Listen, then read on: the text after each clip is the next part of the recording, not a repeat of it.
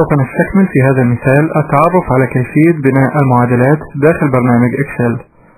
وكما ذكرنا سابقا أن إنشاء المعادلات في البرنامج له قواعد معينة يجب اتباعها، وأول هذه القواعد ضرورة إدخال العلامة equals قبل كتابة المعادلة، ثم الضغط على مفتاح Enter أو المفاتيح Ctrl و Enter بعد الانتهاء من إدخال المعادلة.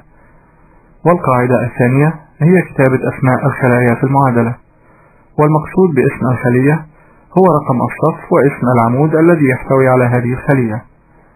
والقاعدة الثالثة استخدام الإشارات الدالة على العمليات الحسابية التي نريد إجراؤها مثل علامة الجمع والطرح والضرب والقسمة إلى آخره.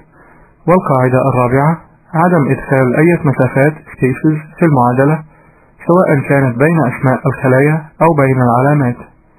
والآن سوف نقوم بعمل بعض العمليات الحسابية، وفي هذا المثال نريد حساب مجموع مصروفات شهر يناير، فنضع المؤشر في الخلية توتال في العمود الخاص بشهر يناير والذي نريد حساب مجموع المصروفات الخاصة به. وكما ذكرنا أنه لا بد من إدخال العلامة equals قبل كتابة المعادلة، وكما تعلمنا في المثال السابق أنه يمكننا إدخال أسماء الخلايا بكتابتها داخل خلية المعادلة. وسوف نتعرف في هذا المثال على طريقة أخرى لإدخال أسماء الخلايا، وهذه الطريقة بالضغط بالمؤشر على الخلية التي نريدها، حيث يقوم البرنامج بإدخال اسم الخلية في المعادلة. وتفيد هذه الطريقة في إدخال مواضع الخلايا في الملفات الكبيرة. فنضغط المؤشر على الخلية C5 فيظهر مستطيل متحرك حول الخلية التي قمنا باختيارها، فنقوم بإدخال علامة العملية الحسابية التي نريد إجراؤها، وهي عملية الجمع في هذا المثال، فندخل العلامة بلس، ثم نضغط المؤشر داخل الخلية الأخرى ونضع علامة الجمع بلس، وهكذا حتى ننتهي من إدخال جميع الخلايا التي سوف تشترك في عملية الجمع.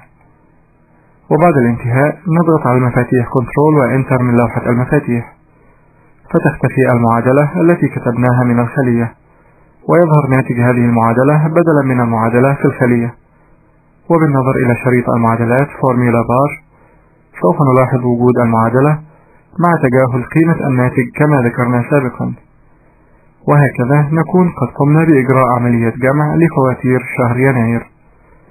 وسوف نقوم الآن بتكوين معادلة لطرح مجموع فواتير شهر يناير من مجموع الشيكات المدفوعة في هذا الشهر والموجودة داخل الخلية Paycheck، ثم وضع ناتج عملية الطرح في الخلية Leftover، فنضغط بالمؤشر في الخلية Leftover لاختيارها، ثم نضغط داخل الشريط Formula لإدخال المعادلة، حيث أنه يمكننا إضافة وتعديل المعادلات عن طريق هذا الشريط.